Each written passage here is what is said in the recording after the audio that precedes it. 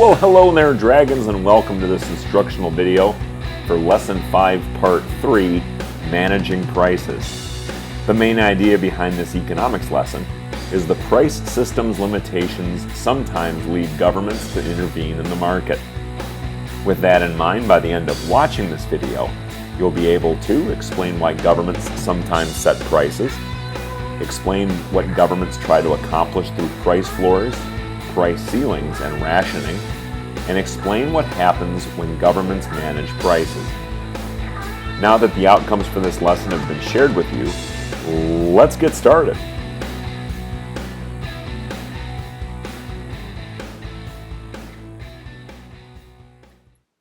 As noted in Part 1, the price system has a number of limitations.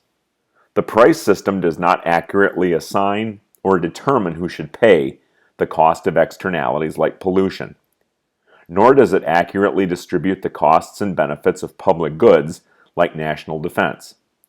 In addition, the system's occasional instability can complicate the attempts of producers and consumers to predict prices and plan for the future. To address these limitations, governments sometimes become involved in the marketplace. Just as governments assign the cost of public goods, governments can also choose to assign the cost of externalities. For example, by making companies reduce the amount of pollution they emit and pay for any damage caused by that pollution. To keep the market functioning smoothly and to avoid instability caused by dramatic price swings, governments at times may choose to set prices and ration goods.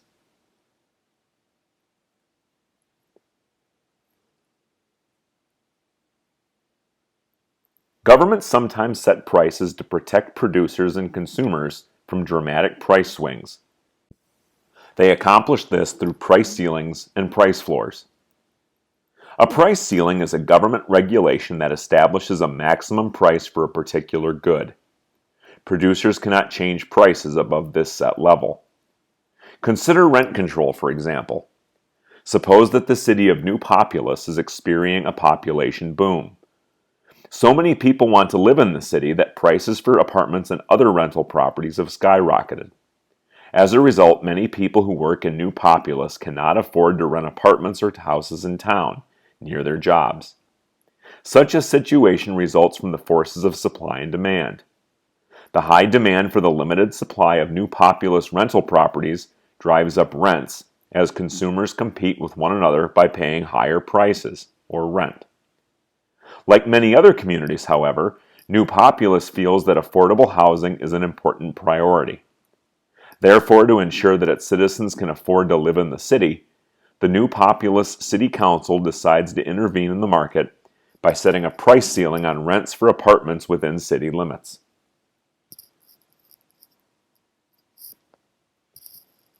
Price floors are more common than price ceilings. A price floor is a government regulation that establishes a minimum level for prices. In certain situations, the government sets price floors for agricultural products. Suppose that good weather results in an unusually large corn crop. The huge supply drives the price of corn so low that farmers cannot make enough money to pay their bills, let alone make a profit. Many farmers face losing their land. To prevent this from happening, the government sets a base price for corn that will guarantee farmers a minimum level of income. The minimum wage is another example of a price floor. Established by federal law, this wage is the lowest amount an employer legally can pay a worker for a job. In some types of work, the number of workers exceeds the number of available jobs. As workers compete for jobs, they are willing to accept increasingly lower wages. Wages may fall so low that many people cannot earn enough money on which to live. To help prevent this from happening, the government sets a minimum wage, ensuring workers a certain level of income.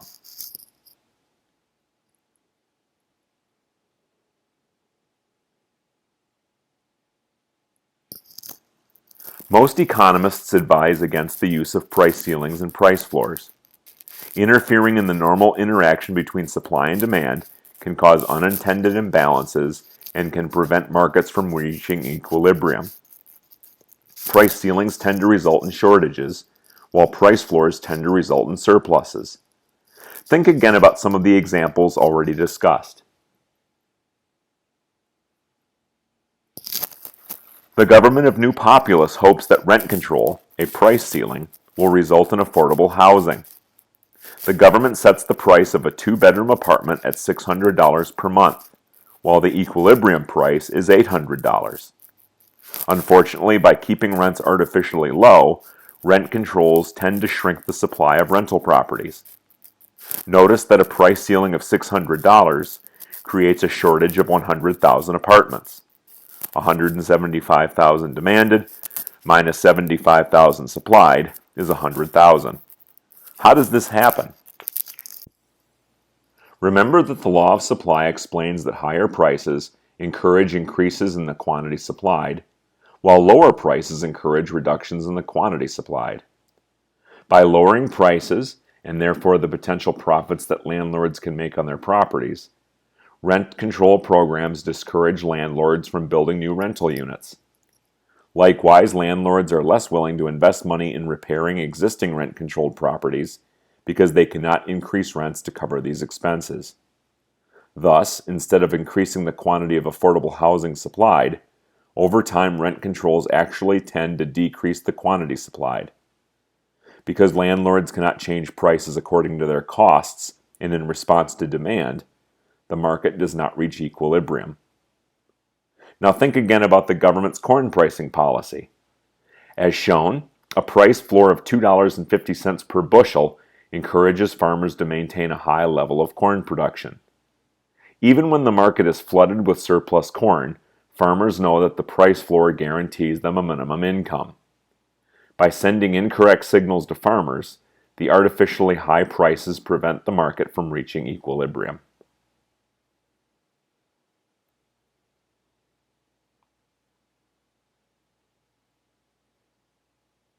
Sometimes the supply of a good is so low that a government rations the good. Rationing is a system in which a government or other institution decides how to distribute a product.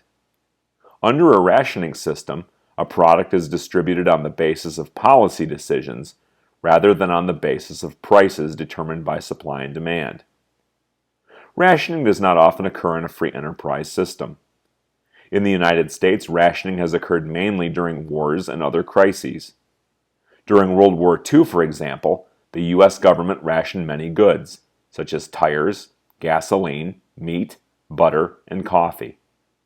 To coordinate its rationing efforts, the government distributed books of coupons that could allow citizens to buy specific amounts of rationed goods.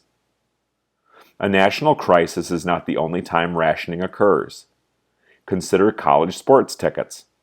Often the number of people who want to see a college team's games is greater than the number of tickets available. Under the price system, the shortage would be eliminated as the excess quantity demanded drove up prices. Fewer fans would be willing to pay the higher prices, and the quantity demanded would decrease. Most colleges, however, believe that students and alumni should have priority over the general public when buying tickets for home games. To make sure that affordable tickets are available to these groups, colleges usually ration by setting aside tickets for alumni and for students.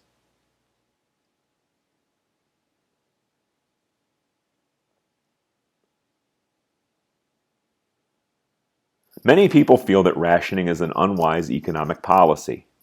Critics charge that the system is unfair, is expensive, and creates black markets.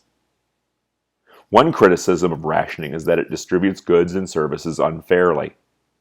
In the case of college sports tickets, for example, many people in the general public believe they have as much right to attend a team's games as do alumni and students. By rationing tickets, the college is giving both students and alumni special treatment over the general public. Critics of rationing point out that the price system does not favor any one person or group over another. Prices are neutral because all consumers are treated equally.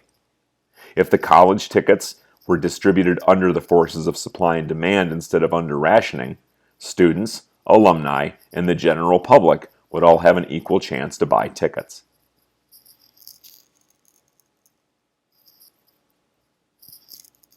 Another criticism of rationing is that it is costly to put into effect.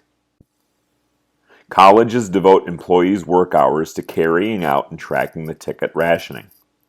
Likewise, the government must not only determine who is to receive ration goods and in what amounts, but also must print and distribute ration coupons. In addition, a method of enforcing the rationing program must be devoted to ensure that people do not receive more ration goods than they should. These tasks can use significant amounts of human resources and financial capital. Unlike rationing, the price system has no such administrative costs. When prices are determined by the normal interaction of supply and demand, governments and other institutions do not have to spend time and resources managing the distribution of goods and services.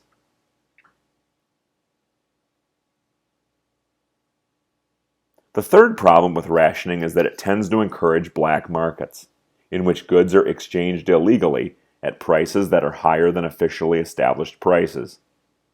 Rationing encourages black markets because it succeeds in distributing goods among consumers, but does not completely satisfy consumer demand. After the college rations its tickets, for example, the quantity demanded remains high. Instead of allowing all consumers to compete for the tickets, which would drive up ticket prices and reduce the quantity demanded, the rationing program keeps prices artificially low. The high quantity demanded means that many people, including students and alumni, remain willing and able to buy tickets. Black markets have developed to meet this remaining demand. At a sold-out football game, for example, the black market takes the form of people outside the gates offering to sell tickets at prices higher than those set by the college. These black marketers, who buy ration tickets from students and alumni who decide not to use them, sell them to the general public for a profit. What is wrong with black markets? First, black markets are unfair. For example, if you buy a ticket from a black marketer, you must pay a great deal more than someone who bought a ration ticket. Is it fair to you to pay so much more for the same good? Black markets also pose other problems for consumers. If, for instance, the ticket you bought turns out to be fake, you probably cannot get your money back. Additionally, many governments outlaw black market activity because it defeats the very purpose of a rationing program, determining which consumers receive how much of a good.